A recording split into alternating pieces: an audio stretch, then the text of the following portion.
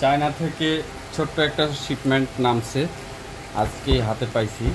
প্রোডাক্টগুলা electrical একটা product, ইন্ডাস্ট্রিতে ব্যবহার করার জন্য প্রোডাক্টগুলো ব্যবহার হয়। প্রোডাক্টটা আমি চায়না থেকে আসছে, আনবক্স করে নিচ্ছি।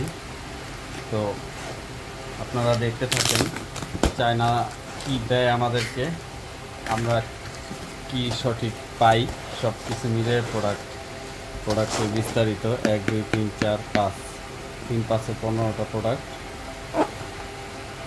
প্রোডাক্টটা হচ্ছে ওভারভোল্ট প্রোটেকশন সার্কিট।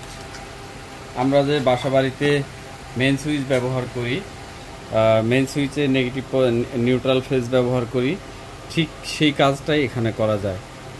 তো ওখানে সার্কিট ব্রেকার ট্রিপ করে, আর এখানে স্পেশাল কিছু কাজ আছে। সেটা হচ্ছে যে এখানে ইনপুট ভোল্টেজ যদি আপনার ওভার আসে, হাই ভোল্টেজ যদি আসে, অথবা যদি লো ভোল্টেজ আসে, এই প্রোগ্রাম সেটের মাধ্যমে এটাকে নিয়ন্ত্রণ করা যায়।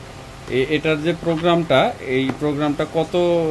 কিভাবে আন্ডার ভোল্টেজ আপনি কাট আপ করবেন, কততে হাই ভোল্টেজ কাট আপ করবেন, কততে ডিলে টাইম, মানে আপনার লাইনে লোড, এখান থেকে আপনার বিদ্যুৎ আসছে, আপনি এখান থেকে কয় সেকেন্ড পরে বিদ্যুৎটাকে পাস করতে চান, সেই ডিলে টাইমটা পর্যন্ত এখানে আছে।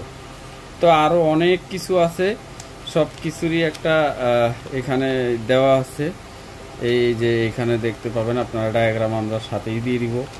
আশা করি আপনাদের ভালো লাগবে। এই প্রোডাক্টগুলা খুবই কাজের, বিশেষ করে ইন্ডাস্ট্রিতে এই প্রোডাক্টটা ব্যবহার করা খুবই জরুরি, যেহেতু হাই ভোল্টেজ মারলে সহ্য করে নিবে, পাস করবে না।